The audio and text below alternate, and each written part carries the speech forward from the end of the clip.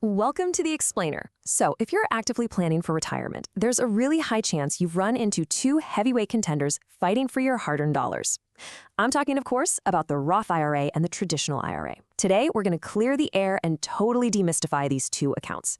I'll be your guide as we break down exactly how they work, what actually sets them apart, and how to figure out which one might just be the perfect engine for your financial future. Let's get into it. Right out of the gate, we've got to address the elephant in the room. You know, these two accounts? They sound incredibly similar, and, well, they basically have the exact same goal, helping you build a massive nest egg. But their major difference ultimately boils down to one single, absolutely crucial question: taxes now or taxes later? Literally everything we talk about today hinges on exactly when the IRS gets its cut. Okay, let's look at our roadmap. First, we'll hit the tax timing difference, then the Traditional IRA, followed by the Roth IRA. After that, we've got the head-to-head matchup, and finally, making your choice.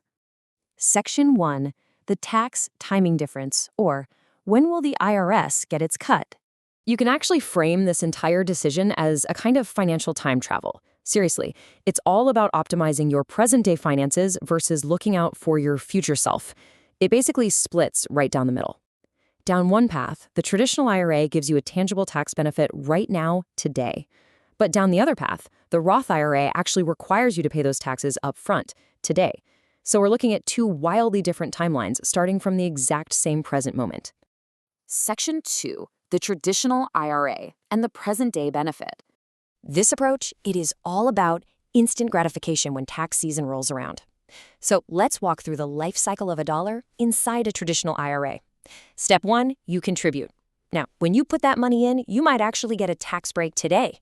I say might because, well, whether your contribution is actually tax deductible really depends on your current income and if you've already got a retirement plan at work. Moving on to step 2, your investments grow. And as those dollars multiply over the years, that growth is entirely tax deferred. The IRS isn't touching your gains year to year. But inevitably, we hit step 3. You retire and you start withdrawing that money. This is where the bill comes due.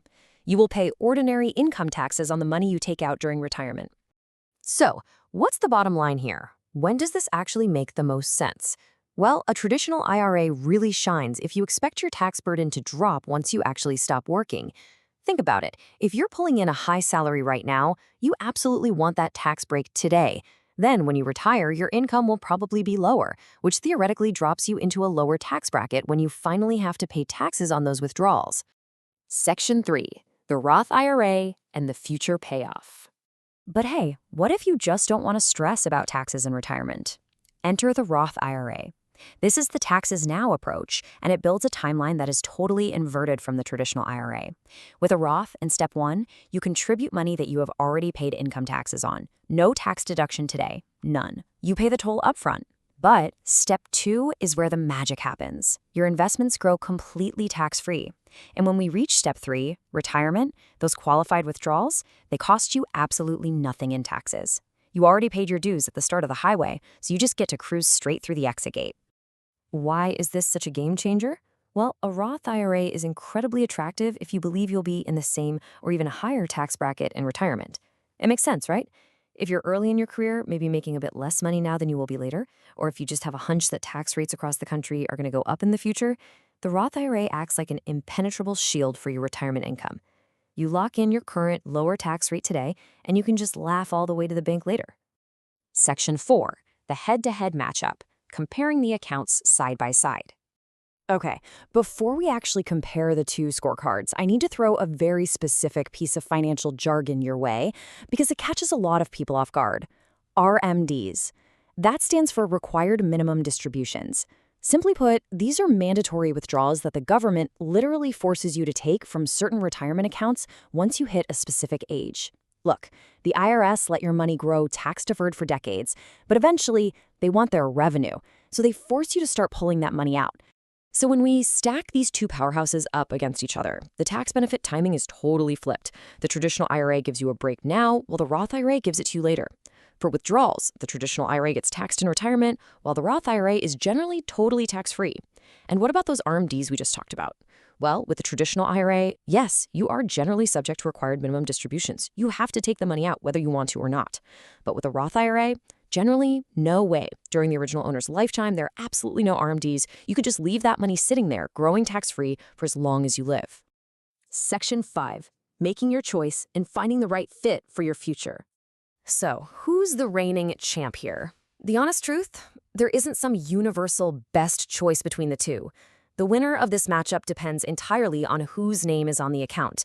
A traditional IRA could be a total lifesaver if you desperately need a tax deduction right now, today. On the flip side, a Roth IRA is the undisputed champion if you value the absolute peace of mind of tax-free income in retirement. To figure out your own personal winner, just run through this quick checklist. First, take a hard look at your current income and figure out exactly where it sits in today's tax brackets. Next, assess your overall tax situation, both right now and what you realistically expect it to look like decades down the road. Third, evaluate your long-term financial goals. Are you looking for maximum flexibility later in life or maximum savings today? And finally, and this is a big one, because these rules can get super intricate and highly specific to you, always consider chatting with a qualified financial or tax professional before making your ultimate decision. As we wrap up this explainer, I want to leave you with the single most important question you need to ask yourself tonight. Look at your career trajectory, look at your savings, and look at the world around you. Will you be in a higher tax bracket when you retire? Honestly, how you answer that one question might just dictate exactly where your next dollar should go. Thank you so much for joining me on this explainer, and hey, here's to making your financial time travel work for you.